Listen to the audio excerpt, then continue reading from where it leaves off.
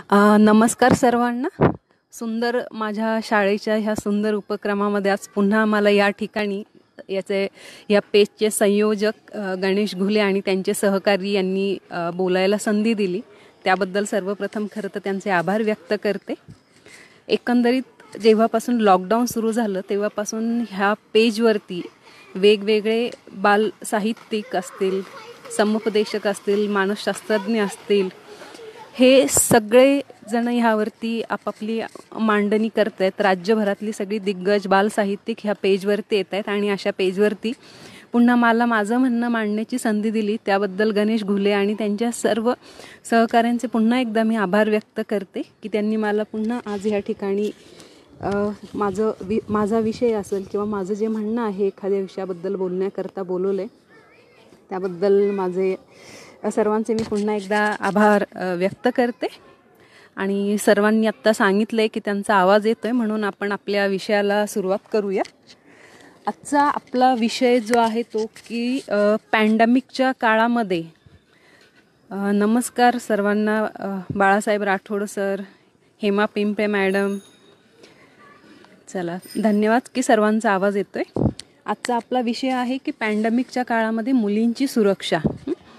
पॅन्डेमिकच्या काळामध्ये मुलींची सुरक्षा म्हणून जर पाहायचं झालं तर ह्या विषयाची मांडणी करताना प्रामुख्याने 2-3 गोष्टींवरती मी आधी भर देईल किंवा सुरुवात करू इच्छिते की भारतामध्ये तसंच जगामध्ये, भारतामध्ये आणि राज्यामध्ये मुलींची स्थिती किंवा मुलींची परिस्थिती आपण जर म्हटलं तर चित्र काही फारसं समाधानकारक दिसत नाही आहे.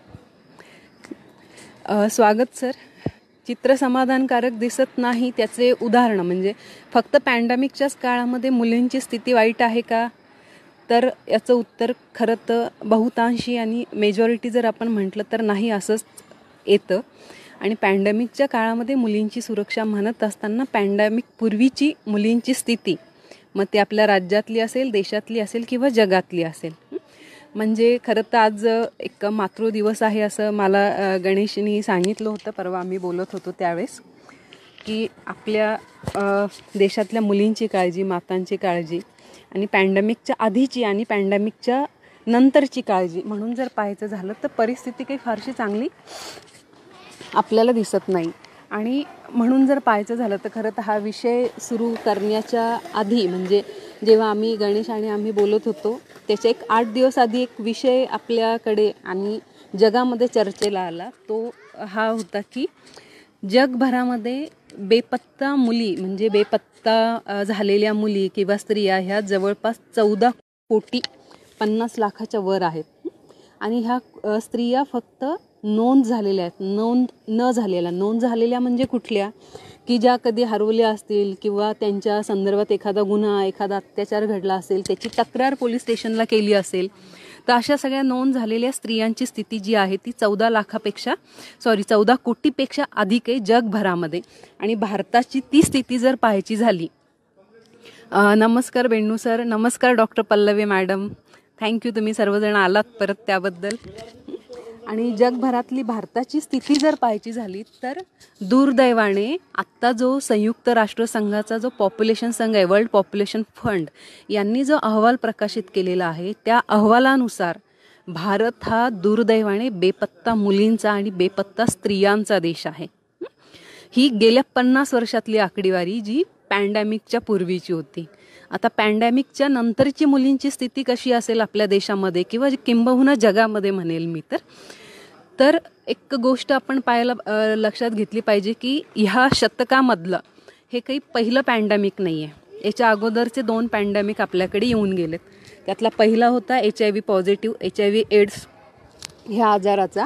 आणि दुसरा पॅन्डेमिक जो होता 2014मध्ये आला, त्याचा प्रभाव आपल्या देशामध्ये राहिला नाही पण अन्य देशांमध्ये आपल्याला मोठ्या प्रमाणामध्ये दिसून आला. तो होता इबोला व्हायरसचा. म्हणजे आता ज्या पद्धतीने कोविडच्या काळामध्ये इतके पॉझिटिव्ह लोक मिळत आहेत, पेशंट मिळत आहेत, काही जण उपचाराअभावी ज्यांना जीव त्यांचा गमवावा लागतोय, इबोला व्हायरसच्या काळामध्येही अशा अनेक घटना घडल्या की खूप सगळ्या लोकांचा जीव गमवावा लागला. आणि जेव्हा असे पॅन्डेमिक येतात जगामध्ये कुठेही, तर ह्या पॅन्डेमिकचा परिणाम सगळ्यात जास्त कुणावर होतो तर म्हणजे प्रामुख्याने हा आणि सर्वात जास्त प्रामुख्याने तो स्त्रियांवरती, मुलींवरती, छोट्या मुलांवरती आणि वृद्धांवरती होतो. म्हणजे आपण सर्वांनी सर अगदी बरोबर आहे, मोबाईल हलतो आहे, घरामध्ये रेंज येत नाही त्यामुळे तो गार्डनमध्ये हातामध्ये घेऊन बोलतीये मी. म्हणजे ही जरा टेक्निकल अडचण आहे, अपेक्षा आहे की तुम्ही सर्वजण समजून घ्याल. तर ही जी पॅन्डेमिक आहे तर ह्या पॅन्डेमिकमुळे म्हणजे स्त्रिया, मुली, छोटे मुलं आणि वृद्ध यांच्यावरती सगळ्यात जास्त परिणाम होतो. आता यातला पहिला पॅन्डेमिकबद्दलचं थोडक्यामध्ये मी मांडणी सांगेल की HIV एड्सचा जेव्हा प्रादुर्भाव आपल्या देशामध्ये आला, म्हणजे त्याचा पहिला विषाणूजन्य रुग्ण जो होता, पॉझिटिव्ह पेशंट जो होता, तो अमेरिकेमध्ये सापडला आणि त्यानंतर हळूहळू हा संसर्गजन्य रोग झाला नाही. म्हणजे आता कोविड किंवा इबोला जसा संसर्गजन्य झाला, एकापासून दुसऱ्याला लागण, HIV लागण पण एकापासून दुसऱ्याला होते, पण संपर्क त्या व्यक्तीसोबत तुमचे शारीरिक संबंध आले तर तेव्हा त्या पॉझिटिव्ह व्यक्तीसोबत तर ही म्हणजे लागण होऊ शकते. Thank you Shamim Patel sir. आणि ह्या HIV पॉझिटिव्हचा परिणाम जे पॉझिटिव्ह पेशंट सापडले जगभरामध्ये, याचा स्त्रियांवरती आणि प्रामुख्याने कुमारवयीन मुलींवरती झालेला परिणाम जर आपण पाहिला तर आपल्याकडे जशा सगळ्या अंधश्रद्धा एखाद्या आजाराला जोडून येतात, म्हणजे कोरोनाच्या काळामध्ये पण सध्या आपण सगळेजण आहोत, सोशल मीडियाच्या माध्यमातून अनेक मेसेजेस स्प्रेड होतात, हा मंत्र वाचा, अशा काढा घ्या किंवा हे सगळं करा. ह्या श्रद्धा, अंधश्रद्धा सगळ्या आहेत. असंच HIV काळामध्येही मोठ्या प्रमाणामध्ये झालं. आणि HIV पॉझिटिव्ह लोक होती त्यांना बरं करण्यासाठी, म्हणजे त्या HIV आजार, ह्या रोगावरती ट्रीटमेंट काही नाही, त्याची ट्रीटमेंट म्हणजे स्वतःला सुरक्षित ठेवणे किंवा स्वतः म्हणजे सुरक्षित शारीरिक संबंध करणे, हा त्याचा सर्वात सोपा जो मार्ग आहे तो आहे. पण HIV पॉझिटिव्ह झालेल्या लोकांकडून खूप मोठ्या प्रमाणामध्ये कुमारवयीन, किशोरवयीन मुली किंवा अगदी बोली भाषेमध्ये ज्याला कुमारिका आपल्याकडे म्हणतात, अशा सगळ्या मुलींना मोठ्या प्रमाणामध्ये पळवून नेणं किंवा प्रॉस्टिट्यूशनमध्ये ढकलणं आणि अशा मुलींसोबत आपण शरीर संबंध केले तर आपण HIV मुक्त होऊ, ही धारणा अजूनही काही भागांमध्ये, काही केसेसमध्ये मोठ्या प्रमाणात आढळून येते. ह्या जो पॅन्डेमिक आहे, ह्या पॅन्डेमिकच्या काळामध्ये म्हणजे HIV एड्सच्या काळामध्ये जर आपण पाहिलं तर प्रॉस्टिट्यूशन, छोट्या मुलींच्या बाबतीमधलं पळवून नेण्याचं प्रमाण, ट्रॅफिकिंगचं प्रमाण, ह्युमन ट्रॅफिकिंग, ज्याला आपण जसं बाजारातून कोथिंबिरीची जोडी खरेदी करतो तशी दुर्दैवाने आपल्याकडे मुलांची आणि मुलींची खरेदी विक्री केली जाते, बोली लागली जाते आणि त्याप्रमाणे त्या सगळ्या म्हणजे त्यांची खरेदी विक्री मोठ्या प्रमाणामध्ये होते. आणि दुर्दैवाने जगामध्ये भारत हे छुपं सेंटर आहे छोट्या मुलींची खरेदी विक्री करण्याचं. ह्या म्हणजे HIV एड्सच्या पॅन्डेमिकमध्ये म्हणजे ते खूप मोठा असा स्प्रेड नाही झाला तरी त्याची भीती जगभर पसरली गेली, अजूनही आहेच ती. आणि त्याच्यासाठी सुरक्षित उपाय, आरोग्याचे सगळ्या गोष्टी सांगितल्या गेल्या. खूप सगळे मुलं अजूनही आपण बघतो की अर्थात म्हणजे पुरुषाकडून बाईला, बाईकडून तिच्या जन्माला येणाऱ्या बाळाला हा आजाराचं संक्रमण होऊ शकतो आणि काही छोटी बाळंसुद्धा HIV पॉझिटिव्ह जन्माला येतात किंवा मोठे झाल्यावरती त्यांच्यामध्ये हे सगळं प्रमाण आढळतं. तर याच्यामध्ये सगळ्यात जास्त बळी जो असतो तो मुलींचा असतो.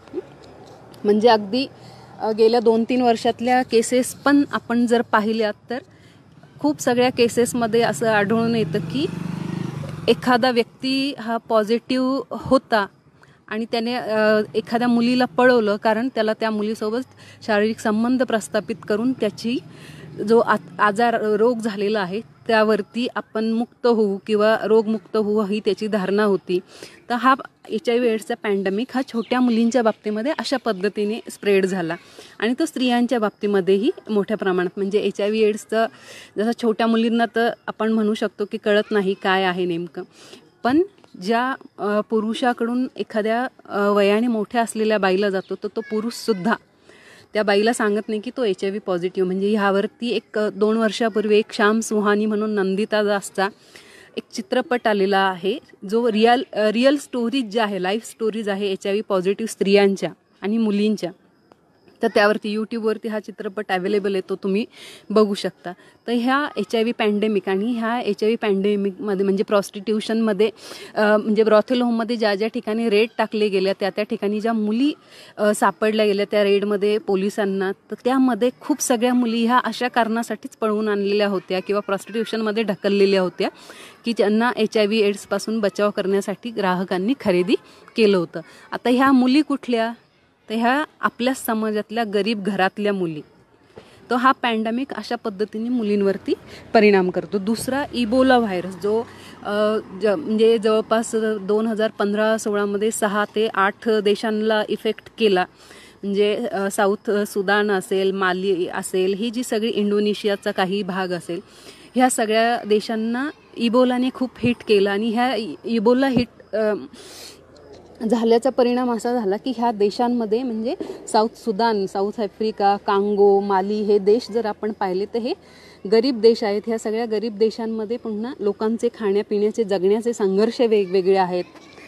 तर याच्यामध्ये पुन्हा ह्या सगळ्या ज्या छोट्या मुली होते, ह्या सगळ्या छोट्या मुलींचं बालविवाहाचं प्रमाण जवळपास हे तिपटीनं वाढलं. म्हणजे इबोला व्हायरसच्या आधी जर ह्या देशांमध्ये इबोला एफेक्टेड देशांमध्ये बालविवाहाचं प्रमाण 40 ते 45% होतं, तर ते जवळपास 70-80% पोहोचल्याचे पण अहवाल आपल्याकडे येतात. आणि आत्ताचा जो कोरोना किंवा कोविड-19 हा जो पॅन्डेमिक आहे, ह्या पॅन्डेमिकचा जर परिस्थिती मुलींच्या बाबतीमध्ये जर आपण पाहिली जगामधली आणि आपल्या देशातली आणि आपल्या राज्यातली पुन्हा मी म्हणेल, तर आपण सगळ्यांनी जर पेपर वाचले असेल ह्या 2-3 दिवसातले, तर सोलापूर, बीड, सांगली, अकोला आणि नागपूर ह्या भागांमध्ये बालविवाह थांबवल्याच्या काही घटना समोर आलेल्या आहेत. तर हा परिणाम अशा पद्धतीने मुलींवरती आपल्या इथे दिसून येतो. आणि आपल्या देशातला आणि आपल्या राज्यातला पॅन्डेमिक आणि मुलींची स्थिती जर पाहायची झाली तर पुन्हा मी त्याच्या म्हणजे अजून पॅन्डेमिक पूर्वीच्या स्थितीकडे जाईल की जरी आपण खूप सगळे गोडवे स्त्रियांच्या कर्तृत्वाचे गात असलो तरी त्याच्यासाठीचा त्यांचा संघर्ष हा खूप सगळ्या व्यवस्थेंसोबत असतो आणि खूप सगळ्या यंत्रणेसोबत असतो. आणि ती स्त्री जन्माला येण्यापासूनचा संघर्ष हा सुरू असतो. स्त्री जन्माला येण्याआधीपासूनचा हा संघर्ष ह्या अर्थाने म्हणते मी की ह्या देशामध्ये दुर्दैवाने मुली आईच्या गर्भातही सुरक्षित नाही आहे. म्हणजे ज्यावेळेस आपल्याकडे 2001चं सेन्सेस होतं त्यावेळेस 1000 मुलांमागे आपल्याकडे 927 मुली होत्या. आणि 2011मधलं जर आपण 1000 मुलांमागे मुलींचं प्रमाण पाहिलं, देशातलं सांगते हे, ते 919 होतं. आणि राज्यातलं जर पाहायचं झालं तर सर्वात आधी म्हणजे सर्वात कमी प्रमाण असलेलं पहिलं राज्य होतं हरियाणा, ज्याचं प्रमाण होतं 1000 मुलांमागे 834 मुली. आणि त्याच्या खालोखाल नंबर होता महाराष्ट्राचा 1000 मुलांमागे 894 मुली.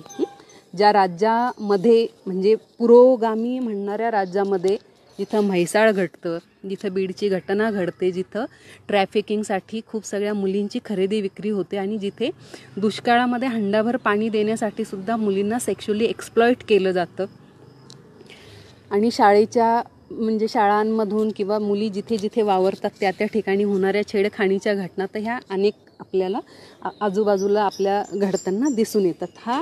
ही पॅन्डेमिक पूर्वीच्या स्थिती होती. आणि म्हणजे फिमेल फेटिसाईडचं किंवा आपण ज्याला स्त्री भ्रूण हत्येचं प्रमाण म्हणतो हे तर आपल्याकडे मोठ्या प्रमाणामध्ये आहेच. आणि ह्या पॅन्डेमिकमुळे करोनाच्या काळामधली किंवा पॅन्डेमिकच्या काळामधली मुलींची सुरक्षा म्हणून पाहताना काही विषय जे आहेत त्याच्याकडे प्रामुख्याने लक्ष द्यावं. म्हणजे मांडणी किंवा मुद्दे सांगेल मी की ह्या सगळ्या मुलींचे प्रश्न, देशातल्या किंवा जगातल्या मुलींचे प्रश्न काय असतील तर जन्मापूर्वी जसं आपण स्त्री भ्रूण हत्येचा जो प्रश्न आहे तो एक मोठा आहे. आरोग्याचा प्रश्न म्हणजे आपल्याकडे आरोग्याचा प्रश्न म्हणून उदाहरण फक्त ह्या ठिकाणी सांगते.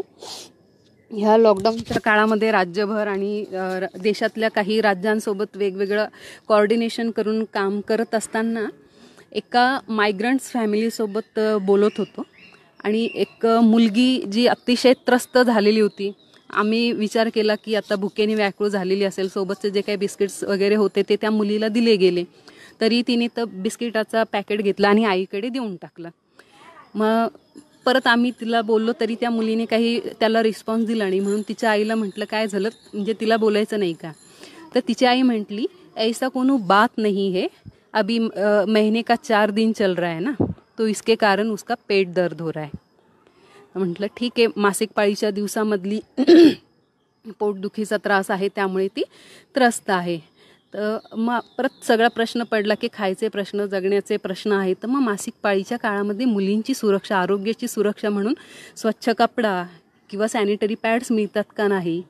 तर हे त्या मुलीला विचारलं. तर त्याच्यावरती मुलीने आईकडे पाहिलं आणि आई म्हणली अभी तो खाने के लाले पड़े है, कपड़ा कहाँ से लाएंगे, कपड़े जो सूखी घास है उसको इस्तेमाल करते और उसके ऊपर कपड़ा ले लेते हैं.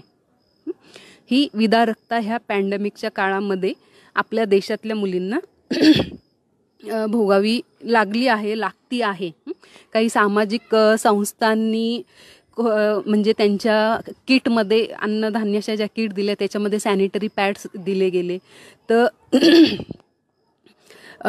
ह्या सगळ्या गोष्टी मुलींच्या बाबतीमध्ये मोठ्या प्रमाणामध्ये झाल्या. दुसरं चाइल्ड लेबरचं प्रमाण जर मुलींच्या बाबतीमध्ये, तर घरगुती काम करणाऱ्या मुली पण आपल्याकडे खूप मोठ्या प्रमाणामध्ये आढळून येतात. त्यांच्यावरचे होणारे व्हायलन्स हे पुन्हा वेगळे. त्या ज्या घरांमध्ये काम करतात, सर्वच नाही पण खूप सगळ्या ठिकाणी मुलींची छेडछाड ही केली जाते, रेप होतात. त्या रेपमधून काही वेळेला त्यांचा जीव गमावला जातो. अशा अनेक गोष्टी ह्या मुलींच्या बाबतीमध्ये घडत होतात. आपल्यासोबत महाराष्ट्राचे ग्रेट कवी दासू वैद्य सर जॉईन झालेले आहेत. सर थँक्यू, नमस्कार तुम्हाला. हेमा पिंपळे मॅडम, यश शमीम सर, माझी मांडणी झाली की मी तुमच्या सगळ्या प्रश्नांना पण रिस्पॉन्ड करते अगदी. आणि हा एक भाग आहे. तिसरा मुद्दा जो ह्यामधला आहे तो आहे की ह्युमन ट्रॅफिकिंगचा. ह्युमन ट्रॅफिकिंग म्हणजे जसं खरेदी विक्री, म्हणजे एखाद्या स्त्रीची, एखाद्या मुलीची, एखाद्या मुलाची खरेदी विक्री करणं गुलामासारखी. म्हणजे ब्लॅक लिव्ज मॅटर अमेरिकेमध्ये जे हे पॅन्डेमिकच्या काळात जॉर्ज फ्लॉयडच्या निधनानंतर उफाळून आलं, ते गुलाम म्हणून खरेदी केले गेले. आपल्याकडे आता मॉडर्न स्लॅव्हरी आहे. हे संयुक्त राष्ट्रसंघाचे आपल्या देशाच्या संदर्भातले अहवाल आहे. ही मॉडर्न स्लॅव्हरी म्हणजे आधुनिक गुलामगिरी म्हणजे कशी, तर आम्ही तर गरिबांना मदत करतो म्हणून काय, तर त्यांची मुलं आमच्याकडे फुकट कामाला किंवा 2 वेळेचं खायला देतो म्हणून कामाला ठेवलेले आहेत. त्यांच्या म्हणजे गरीब घरातल्या मुली भांडे घासून गेल्या किंवा आमच्या घरातले ढीगभर भांडे घासले आणि त्यांना आम्ही 1 वेळेचं जेवायला दिलं. ही मॉडर्न स्लॅव्हरी. आणि ह्यासाठी होणारं ह्युमन ट्रॅफिकिंग हे आपल्याकडे मोठ्या प्रमाणात. आणि ह्युमन ट्रॅफिकिंग जर आपण देशातलं प्रमाण पाहायचं झालं तर महाराष्ट्र, बंगाल, दिल्ली, झारखंड ह्या सगळ्या राज्यांमधून आणि ओडिसा ह्या सगळ्या राज्यांमधून सगळ्या मोठ्या प्रमाणात त्याचं जाळं पसरलेलं हे आपल्याला होताना दिसून येतं. रेपचं प्रमाण जर पाहिलं तर जगभरामध्ये म्हणजे 15 मिलियन मुली अशा आहेत की ज्यांनी त्यांच्या वयाच्या 15 ते 49 वर्षापर्यंत आयुष्यामध्ये एकदा तरी रेपचा अनुभव घेतलेला आहे. ही रिसेंटली संयुक्त राष्ट्रसंघाने जाहीर केलेली आकडेवारी आहे. शिक्षणाचा अभाव, आत्ता सगळीकडे ऑनलाईन शिक्षणाचा गाजावाजा होतो आहे. माझं स्वतःचं ऑनलाईन शिक्षणाला अजिबात समर्थन नाही आहे. शिक्षण ऑनलाईन झालं तर ते पुन्हा मूठभर लोकांच्या हातामध्ये जाईल आणि पुन्हा जी सगळी गरीब घरातली मुलं आहे, म्हणजे त्याचे परिणाम आपल्याला आत्ता दिसायला लागलेत. म्हणजे केरळमध्ये मुलींनी सिग्नल मिळत नाही म्हणून घराच्या छतावरती गेल्या, 2 मुलींनी सुसाईड केलं. आपल्या इथे बीडमधल्या एका मुलाच्या वडिलांनी शेतकऱ्याने सुसाईड केलं की मुलाला लॅपटॉप घेऊन देऊ शकत नाही. तर शिक्षणाची मक्तेदारी ही मूठभर लोकांच्या हातामध्ये जाऊ द्यायची नसेल तर ऑनलाईन शिक्षण हा आपल्या देशासाठी आणि किंबहुना जगासाठी पर्याय होऊ शकत नाही. आणि जेव्हा जेव्हा असे पॅन्डेमिक येतात तेव्हा दुर्दैवाने हे पॅन्डेमिक इन्फोडॅमिक बनतात. म्हणजे माहितीचा प्रसार आणि चुकीच्या माहितीचा प्रसार इतका वेगाने होतो की हे पॅन्डेमिकमधून इन्फोडॅमिक आणि इन्फोडॅमिकमधून शॅडोडॅमिक बनतात.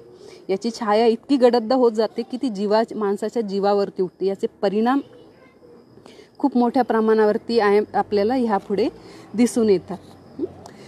दुसरा म्हणून शिक्षण, म्हणजे ऑनलाईन शिक्षण कधीही मी फेवर करणार नाही, म्हणून हा एक मुद्दा आहे. चाइल्ड सेक्शुअल ॲब्यूजचं प्रमाण आपल्या देशामध्ये अनेक ठिकाणी, अनेक घरामध्ये, म्हणजे फक्त शाळांमधून किंवा मुली जिथे फिरायला जातात त्या ठिकाणाहून नाही तर ते ज्या ठिकाणी वावरतात त्या ठिकाणी मोठ्या प्रमाणामध्ये आपल्याला दिसून येतं. मग काही वेळेला ते नातेवाईकांकडून असतं, काही वेळेला आपल्या आजूबाजूला जी लोक वावरतात त्यांच्या बाबतीमध्ये असतं. आणि दुर्दैवाने मुलींवरती होणारी कुठलीही हिंसा किंवा कुठलाही अत्याचार हा नेहमी कुटुंबाच्या इज्जतीचा प्रश्न असतो. म्हणजे ती विक्टीम आहे त्यामुळे तिची इज्जत जाते, जो अत्याचार करतो त्याची काही इज्जत जात नसते. म्हणून हे जे चुकीचे आपण ज्याला म्हणू शकतो की मिथक किंवा ढकोसले आहेत, तर हे सुद्धा ह्या पॅन्डेमिकच्या काळामध्ये अजून पुढे आणि येणाऱ्या काळामध्ये याचे फार परिणाम दिसून येणार आहेत. म्हणजे आणि पुन्हा मुली म्हणून पाहतो आपण, तर काल आपल्याकडे अर्चना जोशी मॅडमनी खूप महत्त्वपूर्ण मांडणी केली परवाच्या दिवशी मतिमंद मुलांच्या बाबतीमध्ये. आत्ता त्याला दिव्यांग शब्द वापरतात किंवा विशेष मूल म्हणतात. अंबिका टाकळकर मॅडमनी ऑटिझमच्या मुलींच्या संदर्भातली माहिती, म्हणजे ऑटिझम संदर्भातली माहिती दिली. तर अशी जी विशेष मुलं आहेत यांच्यासाठीची माहिती आणि त्यांच्यासाठीचे प्रश्न हे पुन्हा वेगळे आहेत. आणि दुर्दैवाने आपल्याकडे यंत्रणा तेवढी स्ट्रॉंग नाही आहे की ह्या सगळ्या गोष्टीवरती ओव्हरकम करण्यासाठी आपण काय काय करू शकतो.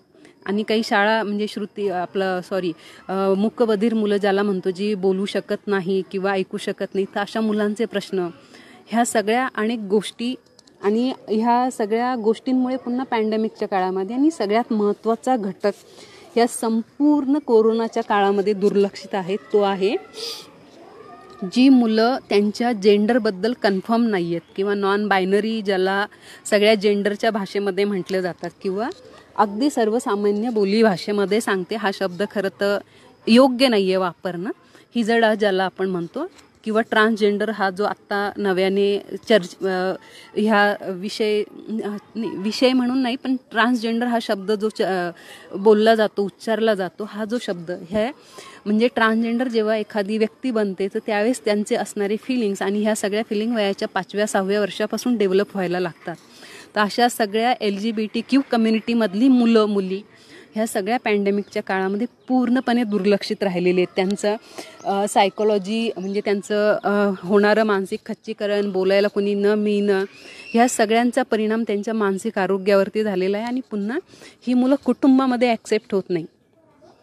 म्हणजे आपल्या देशातला आणि आम्ही पण जो हा भारतामधल्या ट्रान्सजेंडरचा सगळा अभ्यास केला, तर याच्यामध्ये दुर्दैवाने 99% ही सगळी कम्युनिटी जी आहे ती आली तर खरं एकाच घरामध्ये जन्माला, पण त्या कुटुंबाने त्यांना कधी स्वीकारलं नाही. म्हणून ह्या सगळ्या मुलांचे प्रॉब्लेम पण पुन्हा वेगळे आहे. आणि ऑनलाईन शिक्षणाच्या काळामध्ये सगळ्यात मोठा अजून मोठा प्रॉब्लेम क्रिएट झालेला आहे तो ऑनलाईन होणाऱ्या व्हायलेन्सचा. आणि याच्या सगळ्यात जास्त बळी पडतात त्या मुली. त्याचं उदाहरण म्हणजे दुसऱ्या लॉकडाऊनच्या काळामध्ये दिल्लीमध्ये, कलकत्त्यामध्ये आणि काही मुंबईमध्ये बॉईज लॉकर रूम नावाची घटना घडली. बॉईज लॉकर रूम काय होतं, ते सोशल मीडियावरती 8वी-9वीच्या मुलांनी त्यांचा एक ग्रुप तयार केला, ज्यामध्ये मुलं मुली दोघंही होते. आणि ते सगळे ग्रुपवरती त्यांचं जे चॅटिंग होतं हे सगळं सेक्स संदर्भातले विषय किंवा सेक्सी कमेंट करणं जे होतं, अशा संदर्भातली भाषा वापरून हे सगळे कमेंट्स केले जायचे. आणि ह्या सगळ्या कमेंट्समध्ये मग एकमेकांशी बोलत असताना एका मुलीला धमकी दिली की मी तुझ्यावरती बलात्कार करेल. एका मुलीनी तिच्या दुसऱ्या मैत्रिणीला धमकी दिली की मी तुझ्यावरती कोणाला तरी बलात्कार करायला सांगेल. हे सगळे चॅलेंजेस ह्या ऑनलाईन सगळ्या 24 तास मुलं ऑनलाईन राहतील त्याच्या संदर्भातले आहे. आणि म्हणजे याचाच अजून दुसरा भाग की जेव्हा ह्या सगळ्या टेक्नॉलॉजी आपल्याकडे आलेल्या आहेत की ऑनलाईन शिक्षण वगैरे, पण याचे सेफ्टी मेजर्स म्हणजे हे सगळं वापरायचं शिकवलं, पण ह्या सगळ्या गोष्टीसाठीचं सेफ्टी मेजर्स जे आहेत की ह्या कशा वापरायच्या, सुरक्षितपणे कशा हाताळायच्या, त्याचं ज्ञान मोठ्यांनाही अजून नाही तर लहानांना असण्याचा प्रश्नच उद्भवत नाही. त्याच्यामुळे फटाफट सगळ्या 8वी-9वीच्या मुलांचे तुम्ही बघितले असाल तर लॉकडाऊनच्या काळामध्ये सगळ्यात जास्त फेसबुकवरती अकाउंट क्रिएट झालेले. म्हणजे फेसबुकला अकाउंट काढताना तुमचं वय हे 18पेक्षा जास्त असावं असं म्हटलेलं आहे, पण जन्मतारीख खोटी टाकून हे अकाउंट काढले गेले. आणि एक पुन्हा ह्या लॉकडाऊनचंच एका मैत्रिणीच्याच मुलीचं आहे अनुभव. तिने सांगितलं की मुलीने तिच्या म्हणजे ऑनलाईन अभ्यास 10वीचा आहे म्हणून तो करत होती. तो अभ्यास करत असताना पुन्हा सोशल मीडियावरती ॲक्टिव्ह होती. स्वतःचे ट्रेंड्स होते मध्यंतरीच्या काळामध्ये चालू, त्या ट्रेंड्सचे फोटो शेअर केले गेले. त्याचा परिणाम असा झाला की तिला तिच्या मेसेंजरमध्ये खूप सगळे मेसेजेस येऊ लागले. आणि ह्या पिढीचा, ह्या सगळ्या छोट्या किशोरवयीन मुलामुलींचा एक फार मोठा, आपण अवगुण असं म्हणणार नाही, पण एक क्रेज आहे की आपण सोशल मीडियावरती ऑनलाईन जितके पॉप्युलर आहोत तितके आपल्याला खूप सगळे मित्रमैत्रिणी आहेत असं त्यांना वाटतं. म्हणून आलेली प्रत्येक रिक्वेस्ट ॲक्सेप्ट करणं, आलेल्या प्रत्येक मेसेजला रिस्पॉन्ड करणं, आलेल्या प्रत्येक कमेंट्सला पाहणं आणि लाईक्स किती येतात, आपल्याला लव किती मिळतात, वाव किती मिळतात, स्माइलीज, ह्या सगळ्या गोष्टी ही पिढी मोठ्या प्रमाणामध्ये काउंट करत असते. आणि ही सगळी काउंट करत असताना त्या मुलीला असे खूप सगळे मेसेजेस यायला लागले. आणि त्या मेसेजेसमधून काही मेसेज हे अनवॉन्टेड भाषा वापरलेली, जे अतिशय अश्लील होते, खराब होते, असे मेसेजेस आले. शेवटी वैतागून तिने ते आईला सांगितलं की असं असं होतं. आणि जेव्हा तिच्या आईने ते सगळे मेसेज पाहिले तर अकाउंट काढल्यानंतर त्या मुलीला जवळपास 8 दिवसाच्या काळामध्ये 900 फ्रेंड रिक्वेस्ट आल्या होत्या.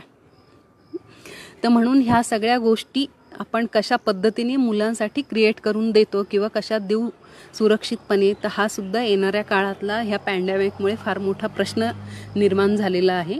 आणि यालाच जोडून फक्त खरं तर हा मोठ्या वयाने मोठ्या असलेल्या स्त्रियांच्या संदर्भातला प्रश्न आहे. पण ऑनलाईन ज्या सगळ्या म्हणजे ऑफिसेसच्या मीटिंग होतात, आता सरकारी गैर सरकारी हा मुद्दा नाही आहे, पण ह्या सगळ्या मीटिंगच्या माध्यमातून तुम्ही घरी राहून ह्या सगळ्या मीटिंग सध्याच्या काळात अटेंड करतायत. त्या मीटिंग चालू असतानाच त्या कमेंट बॉक्समध्ये काही पुरुष लिहितात की तू घरामध्ये आहेस, तुझा हा टी शर्ट खूप छान आहे, तू आज घातलेला ड्रेस खूप छान होता, तू घरामध्ये असताना केस मोकळे सोडले होते, असे सगळे कमेंट्स पण ह्या सगळ्या स्त्रियांना येत आहेत. काही म्हणजे वेगवेगळे फोन करून मेसेजेस पण येत आहेत. तर हे सगळे पण सेक्शुअल हॅरॅसमेंट ऑन ॲट वर्कप्लेसचं हे म्हणजे ऑनलाईनमुळे होणारं प्रमाण जे आहे ते अजून मोठ्या प्रमाणामध्ये वाढलेलं आहे. आणि सगळ्यात महत्त्वाचं की ह्या पॅन्डेमिकमुळे आपल्या देशात येणाऱ्या काळामध्ये बालविवाहाचं प्रमाण हे मोठ्या याच्यामध्ये अजून वाढणार आहेत. तर ही एक जनरल माहिती जी आहे की पॅन्डेमिकच्या काळामध्ये मुलींची सुरक्षा किंवा मुलींचे प्रश्न काय असतील किंवा कसे निर्माण होऊ शकतील, तर हे सगळे प्रश्न ऑलरेडी निर्माण झालेले आहेत. आता ह्या सगळ्या प्रश्नांवरती आपल्याला मात करण्यासाठी काय करायचं, ते फक्त आत्ता जी कमेंट्स आलेले आहेत ते सगळे एकदा कमेंट्स वाचून त्याला रिस्पॉन्ड करते आणि शेवटी त्याच्या सेफ्टी मेजर्स काय असतील किंवा काय असाव्या याच्याबद्दलची एक बेसिक मांडणी मी ह्या ठिकाणी करते. ठीक आहे. यामध्ये हेमा पिंपळे मॅडम यांचा मेसेज आहे की घरगुती काम करणाऱ्या मुलींवर लैंगिक अत्याचार होतात, पण मुली सांगत नाही कारण त्या छोट्या असतात आणि गरजा भागविल्या जातात. अगदी डोमेस्टिक वर्कर म्हणून ज्या काम करणाऱ्या मुली आहेत, गरजा भागवल्या जातात हा प्रश्न नाही आहे, अत्याचार होतात हा मोठा गंभीर प्रश्न आहे. आणि गरजा कोणत्या, तर हा पण एक फार महत्त्वाचा भाग ह्या सगळ्या मुद्द्यांमध्ये आहे. म्हणून अशा मुलींची तक्रार करणं आणि सुरक्षित, काय होतं की आपल्याकडे दुर्दैवाने बोललं जात नाही, जसं तुम्ही पण म्हणता, मान्य करता की ह्या सगळ्या तक्रारी बोलल्या जात नाही, तर त्या बोलायला शिकवणं. म्हणून सेफ्टी मेजर्स म्हणून जर आपण पाहायचं झालं ना, तर आपल्या मुलींना, आपल्या घरातल्या मुलींना आपल्या बाबतीमध्ये जे काय होतं ना ते सगळं सांगण्याची गरज आहे. त्यांनी ते आपल्याला शेअर करायला पाहिजे. तर ही एक महत्त्वाची गोष्ट आहे ह्या ठिकाणी. Yes Shamim madam, I am so sorry, now gender neutral असल्यामुळे मला लक्षात आलं नाही. मी नक्की लक्षात ठेवेल की तुम्ही स्त्री आहात म्हणून. Extremely sorry.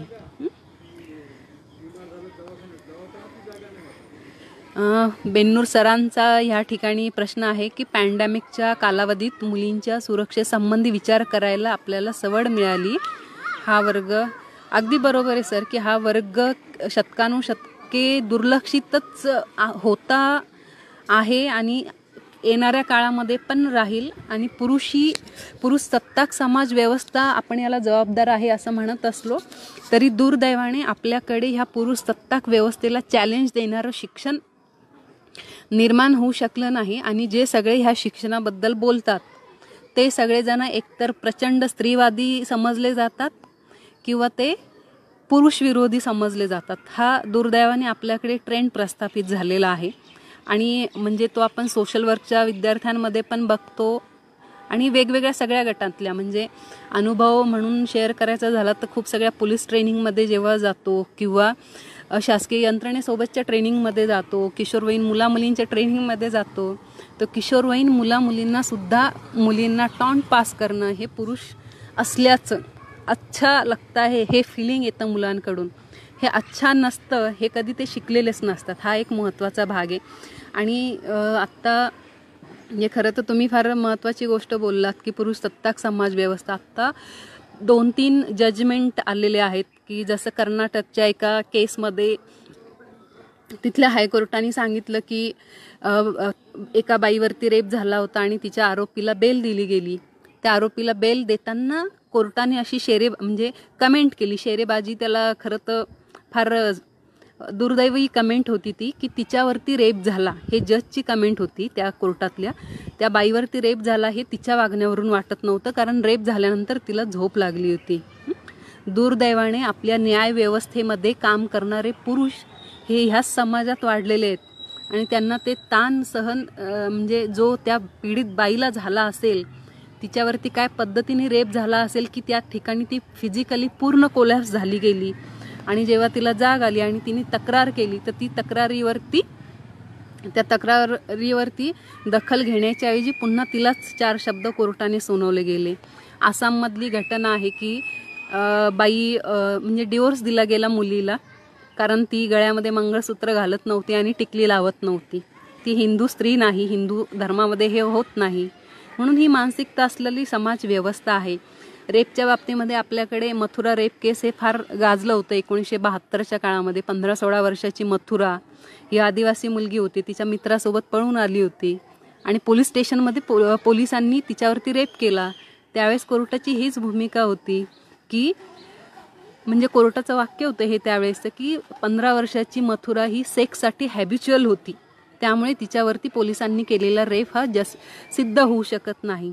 त्याच्यावरती महिला संघटनांनी आवाज उठवला, त्यामुळे पुन्हा कायद्यामध्ये बदल झाले गेले आणि जेव्हा स्त्री पोलीस स्टेशनला किंवा कारागृहामध्ये असते त्या ठिकाणी तिच्यावरती होणारा रेप किंवा अत्याचार हे जे सगळे IPC आले 376 नंतर 375 ABCD आणि निर्भयाच्या नंतर तर ते अजून त्याच्यामध्ये बदल केले गेले. तर हा एक मोठा भाग आहे. विकास चव्हाण सर,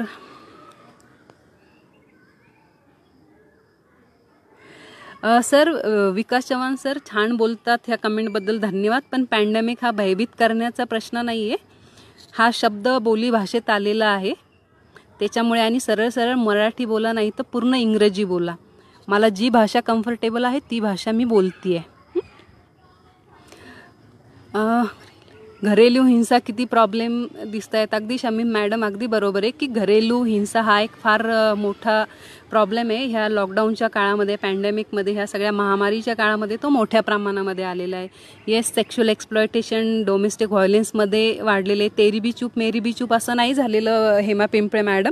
खूप सगळ्या स्त्रियांनी याच्याबद्दल कमेंट म्हणजे तक्रारी नोंदवलेल्या आहेत, त्यांचं म्हणणं मांडलेलं आहे. आणि आपल्याकडे राज्यामध्ये अशा सगळ्या केसेससाठी काम करण्याकरता एक डिरेक्टरी तयार केली गेली.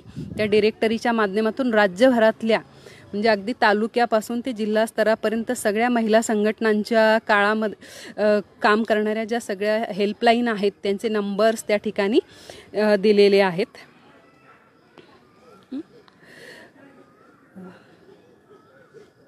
थँक्यू मॅडम, अभ्यास अनुकरणी आहात म्हटलात त्याबद्दल. Yes, thank you Archana Joshi madam, तुम्ही जॉईन झालात. तर हे सगळे बेसिक ह्या पॅन्डेमिकच्या काळामधले किंवा मुलींच्या सुरक्षिततेच्या बाबतीतले प्रश्न आहेत. आता याच्यावरती उपाय म्हणून आपण काय करू शकतो किंवा काय करायला पाहिजे, तर सगळ्यात आधी की आपल्या घरातल्या मुलीला कम्फर्टेबल वातावरण देणं. आणि हे वातावरण आत्ता सध्या जी सगळी वंचित समूहातली किंवा वंचित घरातली लोकं आहेत, मुली आहेत, अशा सगळ्या मुलींना हे वातावरण उपलब्ध करून देणं ते खूप गरजेचं आहे. आणि खूप छोट्या छोट्या टिप्स, कायदा तर ह्या सगळ्या गोष्टींसाठी आहेच आहे मदत करण्यासाठी, पण कायद्यापर्यंत पोहोचणं आणि कायद्याची मदत घेणं याच्यासोबतच खूप गरजेचं आहे की आपल्याला ह्या सगळ्या गोष्टीवरती आवाज उठवणं. आणि तो आवाज उठवण्यासाठी काही गोष्टी मुलींना शिकवण्याची गरज आहे आणि काही गोष्टी आपल्याला पालक म्हणून, मुलीचे पालक म्हणून, मुलीचा एक चांगला मित्र म्हणून, मुलीचे छान भाऊ म्हणून, मुलीचे वडील म्हणून, मुलीचे शिक्षक म्हणून, मुलीचे शेजारी म्हणून समजून घेणं ही तितकीच गरजेची आहे. कारण ह्यामध्ये एक मुद्दा खूप महत्त्वाचा आहे की मानसिकतेचा. आपल्याकडे जेव्हा कुठलीही घटना होते, ती छोटी असो मोठी असो कुठलीही असो, तर त्यावेळेस त्याचा दोष किंवा त्याचं खापर जे आहे ते प्रामुख्याने मुलींवरती फोडलं जातं. तर ते न फोडणं हा एक त्याच्यामध्ये, ती मुलगी ऑलरेडी दुःखी असते, पीडित असते, त्याच्यामध्ये आपण जर अजून तिच्यावरती बोलून तिला छळणार असेल तर याच्यासारखं दुर्दैव आपलं अजून काही असू शकत नाही. सेफ्टी मेजर्स म्हणून मुली काय काय करतात किंवा ट्रेनिंगच्या माध्यमातून जेव्हा आम्ही मुलींसोबत बोलत असतो तर मुलींना काय सांगतो प्रामुख्याने, तर आपल्या बाबतीमध्ये जेव्हा एखादी नको असलेली घटना घडते, म्हणजे कुणी आपल्याकडे वाईट पद्धतीने पाहिलं, कुणी आपल्याला जबरदस्ती स्पर्श करण्याचा प्रयत्न केला, कुणी आपल्याला येता जाताना पाठलाग केला, कुणी आपल्याला येता जाताना छेडण्याचा प्रयत्न केला, तर ह्या सगळ्या गोष्टी वरती आपण चूप न बसता आपल्याला जी व्यक्ती कम्फर्टेबल असेल, मग ती आपली आई असेल, बहीण असेल, भाऊ, कुणीही, तर त्या व्यक्तीसोबत बोलणं. म्हणजे एक अनुभव पुन्हा या ठिकाणी मी शेअर करेल. एक साधारण गेल्या वर्षभरामध्ये आपल्या इथे औरंगाबादला सोयगाव तालुक्यामध्ये एक घटना घडली होती एका शाळेमध्ये, आणि दिव्य मराठीने त्याच्यावरती इनिशिएटिव्ह घेऊन त्या शाळेमध्ये मुलींसाठीची सुरक्षितता किंवा मौन सोडू चला बोलू हा उपक्रम राबवला होता. आणि त्या उपक्रमाच्या माध्यमातून आम्ही मुलींसोबत चर्चा करत होतो आणि मुलींना एक ॲक्टिव्हिटी दिली. आम्हाला पोहोचायला जरा वेळ होत होता म्हणून, की तुम्हाला नेमकी भीती कशाची वाटते, आवड कशाची आहे. तर खूप सगळ्या मुलींचे जवळपास त्या वर्कशॉपमध्ये 200-250 मुली सहभागी झाल्या होत्या आणि त्या मुलींनी सांगितलं की आम्हाला भीती, म्हणजे जवळपास 60-65% प्रमाण असं होतं की त्यांनी विशिष्ट म्हणजे काही लोकांची नावं त्यामध्ये घेतली होती की त्यांची भीती वाटते, शाळेतल्या शिक्षकांचं नाव घेतलं होतं, त्यांची भीती वाटते, आणि त्याचं कारण विचारलं असता त्या मुलींनी सांगितलेलं कारणं अतिशय वाईट होती की जबरदस्ती त्या मुलींना शिक्षेच्या निमित्ताने मारहाण करणं, गृहपाठ चेक करण्याच्या निमित्ताने जवळ जाऊन स्पर्श करणं, किंवा पीटीचा वर्ग होत असेल, क्लास होत असेल तर त्यावेळेस त्या मुलीला जाऊन स्पर्श करणं, असे अनेक घटना ह्या मुलींनी ह्या ठिकाणी सांगितल्या होत्या. आणि त्याच्यावरती एक खूप चांगली टॅगलाईन खरं तर संजय आवटेंनी केली होती, ह्या मुली बोलतात तेव्हा चिरेबंदी वाडे हलू लागतात किंवा हलतात. तर हा म्हणजे मुली जेव्हा त्यांच्या इन्सिडेन्सेस सांगतात त्यांच्या बाबतीत घडलेले, तर हा एक फार मोठा भाग ह्यामध्ये आहे. दुसरा म्हणून त्यामध्ये की मुलींना त्यांची बाउंड्री, म्हणजे आपली मर्यादा काय आहे, आपल्या मर्यादेमध्ये कुणी यायचं आणि कोणाला आपण त्या ठिकाणी हस्तक्षेप करू द्यायचा, हे या सगळ्या गोष्टी शिकवणं खूप गरजेचं आहे. दुसरं की सगळ्यात महत्त्वाची दुसरी गोष्ट ह्या ठिकाणी मुलींना खूप सांगणं गरजेची आहे की आपण ज्यावेळेस ह्या सगळ्या गोष्टी करतो तर आपल्या परवानगीशिवाय कोणीही आपल्याला हर्ट करणार नाही, कोणी आपल्याला इजा पोहोचवणार नाही किंवा कोणी आपल्याला दुखवणार नाही. आणि असं केलं तर त्याच्यावरचा सगळ्यात महत्त्वाचा उपाय, आपल्या बाबतीमध्ये जेव्हा अशा घटना घडतात त्यावेळेस कोणीही असो तर घाबरून किंवा भीतीने आपल्या तोंडातून आवाजच निघत नाही. तर म्हणून जोरात बोलणं हे मुलींना सांगितलं पाहिजे. याच्यासाठीच एक कॅम्पेन राबवलं गेलं होतं मुंबईमध्ये वेगवेगळ्या सामाजिक संस्थांच्या माध्यमातून. हे कॅम्पेन होतं की जोर से बोल म्हणून. आणि ज्या सगळ्या मुलींना वेगवेगळे अत्याचार किंवा छेडछाडीच्या घटना झाल्या होत्या, तर ह्या सगळ्या घटना मुलींनी त्यांच्या संदर्भात झालेले अनुभव शेअर केले होते. आणि मेजॉरिटी अख्ख्या मुंबईभरातले सगळे शाळा कॉलेजेस ह्यामध्ये खरं तर घेण्यात आले होते सहभागी. आणि मुलींचं शेवटी एक वाक्य होतं की ज्यावेळेस अशा घटना घडतात सांगत नाही, त्याच्या मागचं मुख्य कारण म्हणजे पालक विश्वास ठेवत नाही. दुसरं, पालकांना असं वाटतं की आपल्या मुलीची चूक असेल. आणि तिसरं, सगळ्यात महत्त्वाची गोष्ट वाटते की आपल्या कुटुंबाची इज्जत, घराची इज्जत. आणि त्यामुळे ह्या घटना मुली सांगत नाही म्हणून हे अत्याचाराचं प्रमाण वाढतं आणि मुलींवरती बंधनं येतात. तर ते बंधनं न येणं, म्हणजे कुणी छेडतं म्हणून घरातच बसायचं का, तर हा एक मोठा प्रश्न ह्या ठिकाणी उद्भवतो. म्हणून कन्सेंट आणि सेफ टच, अनसेफ टच हा सुद्धा मुलींना ह्या ठिकाणी शिकवणं गरजेचं आहे. किशोरवयीन वयामधले मुलींचं आरोग्य म्हणजे मासिक पाळीच्या दिवसांमधली काळजी असेल, स्वतःच्या आरोग्याच्या संदर्भातली सुरक्षितता आपण काय काय पाळायची, ती कशी जपायची, तर ह्या सगळ्या गोष्टीसुद्धा मुलींना समजावून सांगणं खूप मोठ्या प्रमाणामध्ये गरजेचं आहे. तिसरं फॅक्ट म्हणजे तिसरी गोष्ट ह्यामधली जी आहे ती आहे की जसं सांगितलं की जोरात बोलायला, कुठलीही घटना झाली की घाबरून न जाता त्याच्याबद्दल जोरात बोलणे. ट्रेनिंगचेच 2 अनुभव आहे. आपल्या औरंगाबाद शहरातल्या ठिकाणचेच हे अनुभव आहे. एका शाळेमधल्या मुलीला दररोज शाळेतून येता जाताना एक मुलगा त्याच्या मित्रांचं टोळकं घेऊन बसायचा रस्त्यामध्ये आणि खूप छेडछाड कराय, म्हणजे तिला पाहायचा कंटिन्यू, तिच्यासाठी चिठ्ठी फेकायचा, हे सगळं खूप मोठ्या प्रमाणामध्ये चाललं होतं. तर आता हे सगळं आपण घरी सांगितलं तर पुन्हा आपली शाळा बंद होईल, पुन्हा आपण एका विशिष्ट वस्तीमध्ये राहतो, त्याची चर्चा होईल. ह्या सगळ्या गोष्टी त्या मुलीने विचार केला. ही इयत्ता 9वीची मुलगी होती ती. आणि विचार केल्यानंतर त्या शेवटी मुलीने स्वतःसाठी, म्हणजे तुम्हाला जर तुम्ही अलर्ट असाल तर स्वतःचे पर्याय तुम्ही कसे शोधता याचं हे उत्तम उदाहरण नेहमी वाटतं मला. त्या मुलीने एक दिवस त्या शाळेच्या रस्त्यातून गेली, हातामध्ये पेन धरला आणि पेन धरून तो पेन नेमका त्या म्हणजे त्या रस्त्यावरून पास होताना त्या मुलांचा ग्रुप जो तिला त्रास देणार होता तिथे पडेल अशा पद्धतीने तो पेन हातातून पाडला. परत थोडी पुढे गेली आणि मागे वळून पाहिलं की हातातला पेन पडला आहे असं तिला स्वतः भासवलं. आणि परत तिथे जाऊन म्हणजे त्या जिथे होती ती तिथूनच ओरडून ती म्हटली, भैया मेरा पेन गिर गया, जरा दे दो. त्याच्यानंतर त्याच्या मित्रांनी त्याला सांगितलं की ती तुला भैया म्हटली, तू त्याच्या नादी लागू नको. त्यानंतर त्या मुलीसाठीचा तो पर्याय होता, तिने तो स्वतःसाठी वापरला. तिने सांगितलं की तिला त्याचा परत कधीही त्रास झाला नाही. हे जे सेफ्टी मेजर्स आहेत हे सगळे ह्या मुलींनी त्यांच्या माध्यमातून केलेले आहेत. आणि परत झाल्यावरती हे पुन्हा तिने तिच्या घरीसुद्धा तिच्या आईला सांगितलं, तर त्यानंतर तिच्या आईने सुद्धा तिची काळजी घ्यायला सुरुवात केली. हा एक महत्त्वाचा स्ट्रेंज डेंजर जे आहेत किंवा ज्याला आपण म्हणतो की धोके, आपण ह्या ठिकाणी ओळखले पाहिजे. धोके काय काय आहेत, नेहमी कुठली घटना घडते तर त्यावेळेस एक हिंट म्हणा किंवा एक सूचना म्हणा किंवा अलर्ट जो काही असतो तो आपल्याला कळत असतो, तर तो आपण ओळखता आला पाहिजे. म्हणून आपल्याला लहानपणापासून जे शिकवतात की अनोळखी व्यक्तीपासून दूर राहावं, तर ह्या सगळ्या गोष्टी की आपल्या शरीराला कोणी हात लावू नये, आपण जेव्हा सगळ्या गोष्टी करत असतो तर त्याची इतर कुणाला तरी माहिती असणं, तर हा सुद्धा भाग एक फार महत्त्वाचा ह्या ठिकाणी आहे. सायबर क्राईमसारखे घटना हे आत्ता मोठ्या प्रमाणात वाढले, पुढेही ते अजून वाढणार आहे.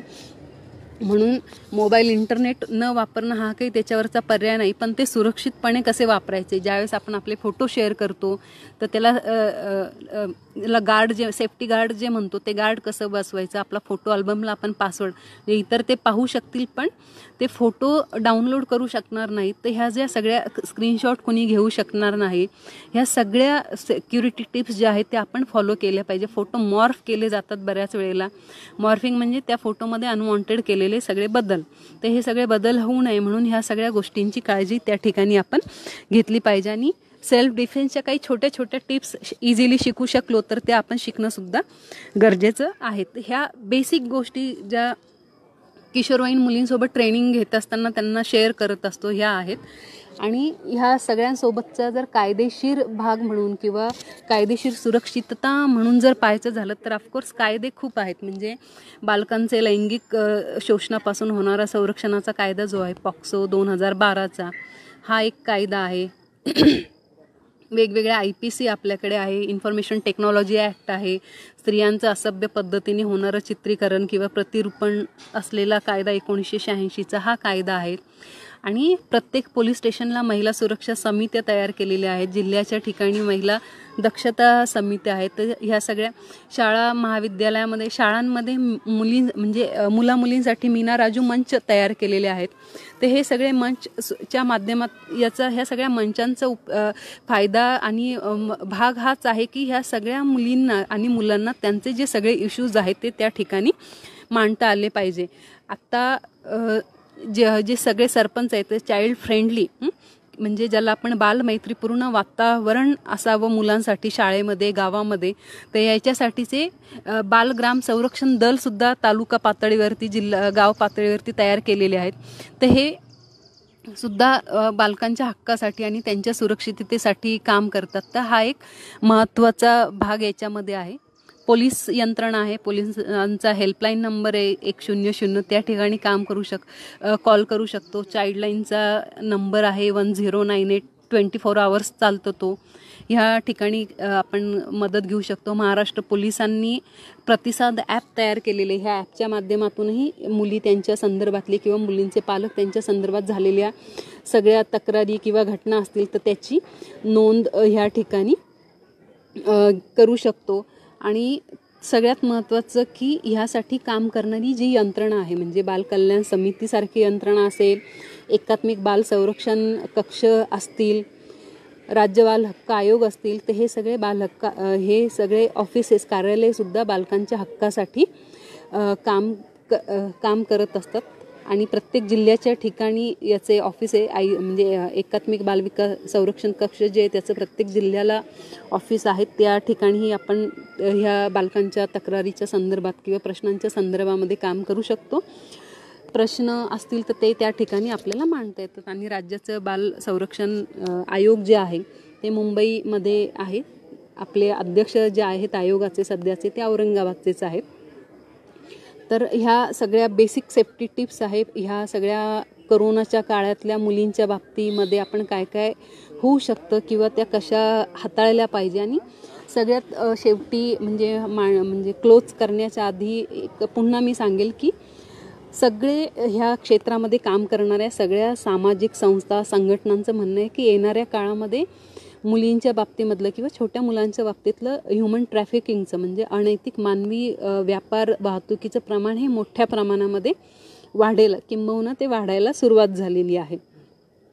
तर त्याच्यावरती आपण लक्ष ठेवणं. आता ते लक्ष कसं ठेवायचं, तर आपल्या आजूबाजूला वावरत असताना अनोळखी मूल कुणी नवीन आलेलं आहे का, त्या मुलाला कोण घेऊन आलं, ते मूल किती दिवसापासून राहतं, नेमकं काय आहे, तर याची सगळी माहिती जाऊन घ्यावी असं अपेक्षित नाही आहे, पण नोंद किमान आपण घेतली पाहिजे. किंवा चला आपल्याकडं ते मूल नाही आलं, दुसऱ्याच्या घरातले, आपल्याला काय करायचं असं म्हणून ह्या ठिकाणी चालणार नाही. बालकामगार म्हणून घरगुती कामासाठी खूप सगळ्या मुली आपल्या राज्यामध्ये, आपल्या राज्यातल्या इतर राज्यामध्ये, इतर राज्यातल्या आपल्या राज्यांमध्ये येत असतात. तर तो एक फार मोठा भाग आहे. तर त्याच्याकडे लक्ष ठेवणे की अशा सगळ्या छोट्या मुलींना बालकामगार म्हणून कामाला लागू नये आणि त्यांचं शोषण त्या ठिकाणी होऊ नये. बेपत्ता मुली किंवा हरवलेल्या मुलींचं प्रमाणही वाढू शकतं. तर ते प्रमाण जेव्हा कुठे आपल्याला अशा मुली आढळतील तर तात्काळ त्याच्यावरती देखरेख म्हणजे किमान 1098ला फोन करून जरी सांगितलं की अशी अनोळखी मुलगी दिसते आहे किंवा काय, तर ते सुद्धा आपण या ठिकाणी त्याची नोंद घेऊन ते करू शकतो. भीक मागताना खूप सगळी मुलं दिसतील तर त्या सगळ्या मुलांची किमान माहिती भीक न देता, कारण हे पुन्हा मोठे मोठे रॅकेट्स असतात, ह्या रॅकेट्सच्या माध्यमातून माहिती नसतं आपल्याला काय काय होतं. म्हणजे निठारीसारखं हत्याकांड आपल्याकडे होऊन जातं, ज्याच्यामध्ये खूप सगळे मुलं बेपत्ता झाली, हरवली आणि त्यांच्या तक्रारी काही वेळेला पोलीस स्टेशननी याकरता नाकारल्या, कारण पालक गरीब होते, मुलांचा फोटोच त्यांच्याकडे नव्हता. आणि ज्यावेळेस हे प्रकरण उघडकीस आलं तर त्यावेळेस 1-2 नव्हे तर तब्बल 28 मुलं ही बेपत्ता होती. आणि ही सगळी मुलं ज्याला आपण म्हणतो की शरीराचे अवयव काढून विकणं, ह्या सगळ्या याच्यामध्ये वापरली गेली आणि नंतर त्यांचा जीव घेतला गेला, खून केले गेले त्यांचे. तर असं निठारी हत्याकांड आपल्याकडे घडून गेलं. तर अशा सगळ्या गोष्टी असेही जेव्हा मोठे मोठे रोग पसरतात, पॅन्डेमिक येतात किंवा महामारी येतात त्या काळामध्ये घडतात. म्हणून बालकांची सुरक्षा कुपोषणासारखं प्रमाणही येणाऱ्या काळामध्ये वाढणार आहे. आणि जर संयुक्त राष्ट्रसंघाचा अहवाल भारताच्या बाबतीमध्ये सांगतो की भारत हा बेपत्ता मुलींचा देश आहे, तर याच्यासारखं मोठं दुर्दैव आपल्यासाठी काही असू शकत नाही. म्हणून ह्या सगळ्या गोष्टींच्या नोंदी घेऊन आपल्या देशातल्या मुलींना, राज्यातल्या मुलींना, आपल्या आजूबाजूच्या मुलींना ह्या सगळ्या गोष्टीला बळी पडायला लागू नये म्हणून आपण प्रयत्नशील राहणं. आणि ते प्रयत्नशील राहणं आपलं कर्तव्य आणि जबाबदारी दोन्ही पण आहे. कारण एकतर आपण संविधानाला बांधलेलो आहोत, दुसरं बालकांसाठीची जी बाल हक्कांची संहिता आहे जी 1992 साली भारताने जिच्यावरती स्वाक्षरी केली, देशाच्या प्रतिनिधी म्हणून जरी एका व्यक्तीने स्वाक्षरी केली असली तरी भारताचे नागरिक म्हणून आपण सगळेजण त्यासाठी बांधील आहोत. तर त्याची म्हणजे दखल म्हणून पण आपण ह्या सगळ्या काळामध्ये ह्या मुलींच्या बाबतीमध्ये, मुलांच्या बाबतीमध्ये पुन्हा म्हणेल मी, तर जागरूकता राखणं खूप गरजेचं आहे. आणि जेव्हा शाळा सुरू होतील तर त्यावेळेस किती मुली शाळेमध्ये परत जॉईन होतात, ह्या सगळ्यांमध्ये आता फार मोठा एक प्रश्न आहे की आश्रमशाळांमध्ये जी मुलं होती, कारण बरीचशी ही मायग्रंट्स सगळी जे भटकी जमात असते त्यांची मुलं असतात, तर हे सगळे परत भटके कुठं गेलेले आहेत, त्यांच्या मुलांचं काय झालेलं आहे, तर हाही एक मोठा प्रश्न आपल्या राज्यासमोर सध्या आहे. तर अशा सगळ्या याच्यामधल्या मुलींच्या शिक्षणाच्या बाबतीमध्ये असेल, आरोग्याच्या बाबतीमध्ये असेल, त्यांच्या सुरक्षिततेच्या बाबतीमध्ये असेल, तर हा मोठा प्रश्न ह्या पॅन्डेमिकमुळे आपल्या समोर उभा राहिलेला आहे. आणि म्हणून पॅन्डेमिकच्या काळातली मुलींची सुरक्षितता पाहत असताना ही सुरक्षितता आपण जागरूकपणे पाहणे आणि संवेदनशील होऊन पाहणे खूप गरजेची आहे. फक्त शेवटी काही कोणाचे अजून आलेले आहेत का प्रश्न किंवा काही रिमार्क्स ते पाहूया, आणि अजून कोणाला काही विचारायचं असेल तर ते आपण ऐकू, नाही तर मग इथे थांबूया. क्रांती देवेकर मॅडम ह्या ठिकाणी जॉईन झाल्या ठाण्यावरून. थँक्यू मॅडम, आणि थँक्यू तुमच्या कमेंटबद्दल. अगदी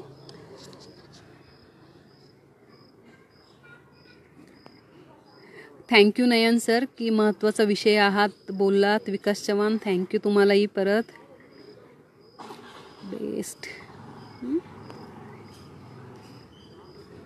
ठीक आहे, अजून ठीक आहे. शिवाजी हुसे सर नमस्कार. हां, पालक गणेश घुलेंचा प्रश्न आहे की पालक म्हणून आपण काय खबरदारी घ्यावी. विजूभाऊ नमस्कार. पालक म्हणून जर आपल्याला खबरदारी जर पाहायची झाली तर आपल्या एक खूप महत्त्वाची गोष्ट असते की जेव्हा आपल्या मुलांच्या बाबतीमध्ये एखादी अप्रिय घटना घडते की जी आपल्या मुलांना आवडत नसेल किंवा मुलींच्या बाबतीमध्ये घडते, त्यावेळेस मुलांमध्ये काही बदल होत असतात. म्हणजे मूल घरामध्ये चुपचुप राहतं किंवा कुठल्या गोष्टीमध्ये सहभागी होत नाही, जेवणामध्ये त्याचं लक्ष राहत नाही, किंवा काही वेळेला पालकांशी ते बोलण्याचा मुलगी असेल किंवा मुलगा असेल बोलण्याचा प्रयत्न करतो पण बोलायची कशी, ही सगळी भीती असते. तर ह्या सगळ्या गोष्टीच्या नोंदी घेणं, आपल्या मुलीने आपल्या मुलाने दररोज आपल्याला ह्या सगळ्या गोष्टी शेअर करणं, ह्या खूप महत्त्वाच्या गोष्टी. आणि हे सगळे बदल जर आपण मुलांचे टिपू शकलो तर ह्या ज्या सगळ्या गोष्टी घडतात किंवा घडण्याची शक्यता असते त्या गोष्टी आपण टाळू शकतो. याचं एक पुन्हा आपल्या इथल्या वाळूजच्या एका शाळेचं उदाहरण मी सांगेल ह्या ठिकाणी. एक 12 वर्षाची मुलगी शाळेमध्ये अचानकपणे, म्हणजे शाळेत दररोज तर यायची पण काही बोलायची नाही. हा बदल म्हणजे तिचे आई वडील मोलमजुरी करायचे, त्यांच्या तो लक्षात येणं शक्य नव्हतं किंवा आला नाही त्यांच्या तो लक्षात, पण शाळेतल्या शिक्षकांच्या तो लक्षात आला. तिच्या ज्या वर्ग शिक्षक होत्या त्यांना हा बदल लक्षात आला आणि त्यांनी तो मुख्याध्यापकांना सांगितला. त्या दोघांनी म्हणजे त्या मॅडम आणि म्हणजे त्या मुख्याध्यापिका मॅडम अशा दोघीजणी मिळून तिच्याशी, त्या मुलीशी बोलल्या. तर सुरुवातीला 2-3 दिवस मुलगी काहीच बोलली नाही. तरीही वर्ग शिक्षकांनी तिच्यावरती नाराज न होता की आपण हिला बोलतोय पण ही काहीच बोलत नाही, याच्याकडे दुर्लक्ष न करता नेमका काहीतरी प्रॉब्लेम आहे हे पक्क ठरवलं आणि परत त्या मुलीशी चर्चा केली. आणि जवळपास 15 दिवसानंतर त्या मुलीने सांगितलं की ती घरून जेव्हा शाळेत यायला जाते त्यावेळेस एक रिक्षावाला तिच्यासोबत अशा पद्धतीने गेल्या 15 म्हणजे त्रास तिला देतो आहे. आणि हा त्रास तिला जवळपास 1-1.5 महिन्यापासून होतोय आणि सध्या तिचं खूप पोट दुखतं आहे आणि काय होतंय ते तिला कळत नाही. आणि जेव्हा पालकांनी मग तिच्या पालकांना बोलून हे सगळं सांगितलं नेमकं पोट, मग तिला डॉक्टरकडे घेऊन गेलं. दुर्दैवाने ती मुलगी प्रेग्नेंट होती, पण शिक्षकांच्या जागरूक असलेल्या भूमिकेमुळे ही गोष्ट उघडकीस झाली. नंतर तो गुन्हा नोंदवला, त्या रिक्षावाल्याला पकडले गेलं. ह्या सगळ्या गोष्टी होतात. म्हणून ही खबरदारी की अलर्ट असणं, आपल्या मुलामध्ये काय बदल झाला, आपल्या आजूबाजूला जे मूल आहे त्याच्यामध्ये काय झालेला बदल आपण टिपू शकत नाही, पण छोट्या छोट्या गोष्टी असतात. येता जाताना आपल्याला हाय हॅलो म्हणणारं मूल काहीच जर बोलत नसेल तर हे सगळं नेमकं काय आहे, तर याची एक जस्ट ओझरती असेल, आपण त्याच्याकडे लक्ष देणं गरजेचं आहे. तर म्हणून ही भूमिका खूप महत्त्वाची आहे की पालक म्हणून, मग ही भूमिका शिक्षक म्हणून असू शकते, पालक म्हणून असू शकते, वर्गातले मित्रमैत्रिणी म्हणून सुद्धा असू शकते. म्हणजे ट्रॅफिकिंगच्या एका केसमध्ये, म्हणजे ही बंगालची केस होती, चाइल्डलाईनच्या माध्यमातून काम करत असताना देशभर नेटवर्क होतं आणि म्हणून सगळ्या केसेस जेव्हा एकमेकांना येतात त्यावेळेस त्याची शेअरिंग होते, त्या केसेसमध्ये तुम्हाला काम करायला मिळतं. ते ह्या सगळ्या म्हणून ह्या सगळ्या केसेसचा आपण अनुभव असं नाही म्हणणार मी, पण माहिती आहे. बंगालच्या शाळेमध्ये म्हणजे बंगालमधून ह्युमन ट्रॅफिकिंगचं प्रमाण हे मोठं आहे देशामध्ये. तर शाळेमध्ये मुलांना सांगितलं गेलं की ह्युमन ट्रॅफिकिंग असं असं होतं, किंवा त्याच्यामध्ये काही वेळेला तुम्हाला जॉबच्या निमित्ताने पण हे ट्रॅफिकिंग केलं जाऊ शकतं. आणि ह्या ट्रॅफिकिंगचे घटक कोण असतात किंवा ट्रॅफिकर्स जे असतात ते कोणाला बळी करतात, की ज्या स्त्रिया प्रामुख्याने एकट्या राहतात किंवा जी मुलं किंवा ज्याला आपण सिंगल मदर म्हणतो, एक पालक असलेल्या स्त्रिया असतील, अशा सगळ्या लोकांना ही ट्रॅफिकर्स जे असतात म्हणजे खरेदी दलाल ज्याला म्हणू शकतो आपण, किंवा ब्रॉथेल कुंटनखाने चालवणारे जी लोक असतात ते अशा लोकांना टार्गेट करत असतात. तर एका म्हणजे त्या बंगालमधल्या 9वीच्या मुलीनी ह्या सगळ्या गोष्टी शाळेमध्ये शिकली आणि तिच्या शेजारीच एका बाईला तिला सांगितलं की तिला आता मुंबईमध्ये नोकरी मिळालेली आहे एका गारमेंटच्या फॅक्टरीमध्ये आणि तिकडे ती जाणार आहे म्हणून. तर तिला म्हणजे त्या मुलीला शंका आली की आपण शाळेमध्ये असं शिकलेलं आहे, म्हणून तिने त्या मुलीसोबत सगळी चौकशी करायला मुलीने त्या बाईची चौकशी करायला सुरू केली की त्यांचा पत्ता काय किंवा काय आहे. तर त्या बाईने सांगितली की तसं काही नाही आहे पत्ता वगैरे, ते आम्हाला घ्यायला येणार आहे ह्या ठिकाणी आणि आम्हाला तिथं बसून त्यांच्यासोबत बसनी पुढे कलकत्त्यापर्यंत जायचं आहे आणि तिथून पुढे आम्ही ट्रेननी मुंबईत जाणार. तर त्या मुलीला ही गोष्ट खूप चुकल्यासारखी वाटली की नाही नेमकं असंच याच्यामध्ये काहीतरी असेल म्हणून. आणि ज्या शाळेच्या म्हणजे त्या मुलींना जो नंबर शाळेमध्ये देण्यात आला होता फोन नंबर, त्या नंबरवरती ह्या मुलीने फोन करून जस्ट ही माहिती शेअर केली त्या तिथल्या सोशल वर्करला आणि त्या सोशल वर्करनी याची सगळी दखल घेतली गेली. तर हे जे सगळं रॅकेट होतं हे सगळं रॅकेट ह्या मुलींना ट्रॅफिकिंगमध्ये लोटणारं होतं आणि फार मोठं रॅकेट हे रॅकेट त्या निमित्ताने उघडकीस आलं की ह्या स्त्रियांना अशा ज्या गावामधल्या 10-15 जणी म्हणजे एक जण नाही तर 10-15 जणी ह्या सगळ्या ट्रॅपमध्ये ओढल्या गेल्या होत्या आणि त्यांना वाचवण्यात आलं. म्हणून ही अलर्ट म्हणून शाळांमध्ये पण मुलांसाठीचं आता जेव्हा शाळा सुरू होतील त्यावेळेस तर यंत्रणा करतच असते हे सगळं काम. डाएट म्हणजे शिक्षकांचं जे ट्रेनिंग इन्स्टिट्यूट आहे त्या माध्यमातून होतं. सामाजिक संस्था याच्यामध्ये काम करतात, ICPS आहे. तर अशा गोष्टी ज्या आहेत की पालक म्हणून असलेली खबरदारी आणि पालक म्हणून नाही तर एक सुजाण नागरिक म्हणून, एक भाऊ म्हणून, एक पिता म्हणून, एक मित्र म्हणून, शिक्षक म्हणून ही सगळी आपली जबाबदारी ह्या ठिकाणी आहे. अगदी आजकाल मोठ्या मोठ्या कंपनीमध्ये पॉश पॉलिसी जास्त प्रमाणात लागू केल्या जात आहेत. अगदी बरोबर आहे सर, गजानन सर, की पॉश पॉलिसीज लागू केल्या जात आहेत, त्या लागू करायलाच पाहिजे. हा आणि पॉश पॉलिसी हा स्त्रियांच्या संदर्भातला विषय आहे. मुलांच्या संदर्भात म्हणजे त्याच्यावरती आपण वेगळी परत चर्चाही होऊ शकते.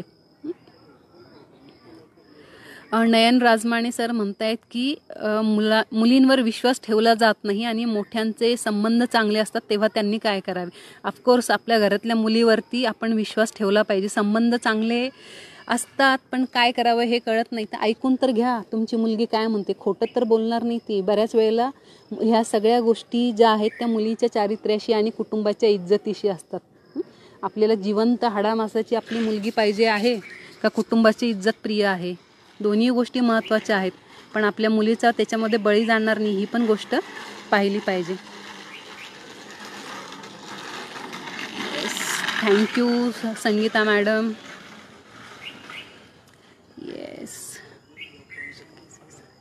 Yes Hema Pimpe madam, unofficial cases अगदी म्हणजे मी जसं म्हटलं सुरुवातीला की संयुक्त राष्ट्रसंघाचा जो अहवाल आहे की 4 कोटी ह्या भारतातल्या स्त्रिया मुली बेपत्ता आहेत, ह्या फक्त नोंद झालेल्या आहेत. नोंद न झालेल्या अनेक मुली असू शकतात आणि ज्या जन्मालाच आल्या नाही म्हणजे ज्यांची स्त्री भ्रूण हत्या केली गेली अशा तर अनेक मुली आहेत. ते प्रमाण अजूनही आहेत. येस सेफ्टी मेजर्स राबवणं गरजेचं आहे अगदी निश्चितपणे. छोट्या छोट्या ग्रुपमध्ये ते आपण राबवू शकतो. येस रेणुका तम्मलवार पण जॉईन झाल्या नांदेडवरून. Hello Renuka. Yes thank you Viju भाऊ. थँक्यू महारुद्र.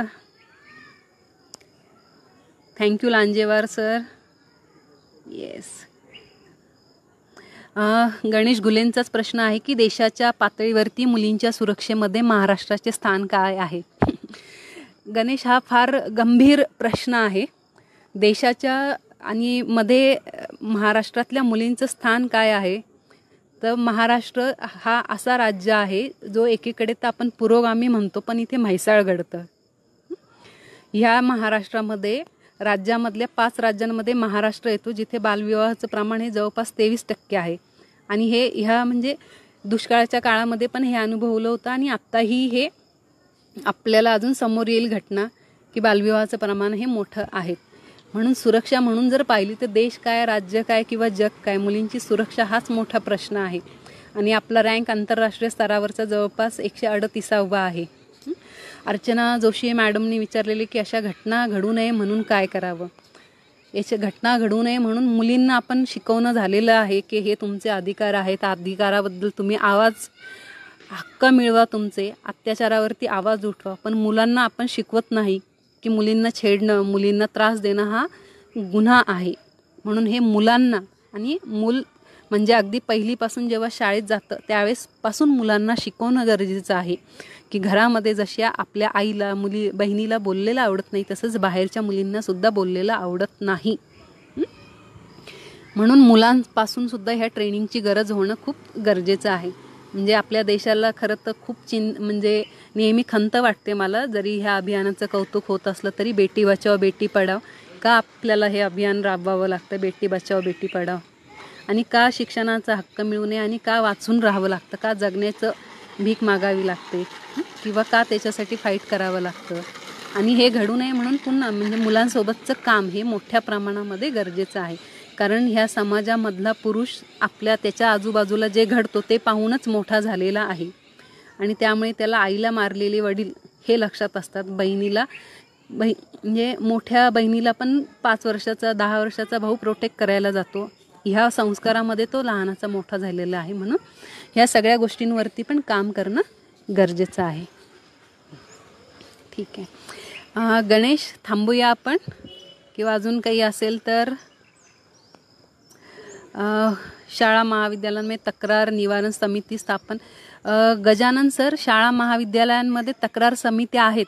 म्हणजे जो मीना राजू आपण मंच जो मी म्हटलं हा प्रत्येक शाळांमध्ये आहे, तो करायला पाहिजे. पॉक्सो जो कायदा आहे 2012चा, मुलांचं लैंगिक छळांपासूनचं संरक्षण कायदा, त्या अंतर्गत पण प्रत्येक शाळेमध्ये तक्रार पेटी असणं कंपल्सरी आहे. आणि खूप सगळ्या शाळांमध्ये ती आत्ता देते. म्हणजे ह्या वर्षी 2019च्या वर्षी आम्ही पूर्ण बारामती मधल्या शाळांमध्ये ह्या सगळ्या विषयांवरचं ट्रेनिंग घेतलं, तर त्या सगळ्या शाळांमध्ये तक्रार पेटी मला आढळून आली. औरंगाबाद तालुक्यांमध्ये काही ठिकाणी म्हणजे जिथे जिथे मी ट्रेनिंगला गेले त्या ठिकाणचे अनुभव सांगते आहे. औरंगाबाद असेल, सोलापूर असेल, सिंधुदुर्ग असेल, पुण्यामधला बारामती असेल तालुका, मुंबईमधल्या जोगेश्वरी ते या वेस्टर्न लाईनमधल्या शाळा असतील, ठाण्यामधल्या काही शाळा असतील, ह्या बहुतांश शाळांमध्ये ह्या तक्रारपेटी दिसलेल्या आहेत. आणि जिथे नसतील तर ही शाळेची जी स्थानिक व्यवस्थापन समिती आहे, ह्या स्थानिक व्यवस्थापन समितीच्या माध्यमातून ह्या तक्रारपेट्या बसवून घेणं, त्याची माहिती मुलांना देणं. प्रार्थनेच्या वेळेस सगळी मुलं हजर असतात त्यावेळेस हे खूप महत्त्वाचं आहे. त्यानंतर ह्या सगळ्या तक्रारपेटीचा उपयोग, तक्रार त्या ठिकाणी आल्या तर शिक्षक त्याच्यावरती काम करतात. अगदी येस. चला आपण थांबूया गणेश. फक्त एकदा कमेंट करून सांगा. थँक्यू संगीता मॅडम की मुलांचं ट्रेनिंग पण व्हायला पाहिजे. अगदी ओके. चला, तुम्ही सगळ्यांनी ऐकून घेतलं. काही कमेंट्स असतील तर आवर्जून कळवा. गणेश, पुन्हा एकदा थँक्यू. सगळ्या बाल साहित्य आणि सुंदर माझ्या शाळेच्या माध्यमातून एक असा ज्याला वृक्ष किंवा संवेदनशील विषय आपण खरं तर मांडतो ह्या माध्यमातून. कदाचित माहिती नाही त्याचे परिणाम कसे येतील पुढच्या काळामध्ये, पण हा एक खूप महत्त्वाचा विषय सुंदर माझ्या शाळेच्या माध्यमातून मांडला जातो, ज्याला राज्यभरातले सगळे तज्ज्ञ लोक पाहतात, ऐकतात.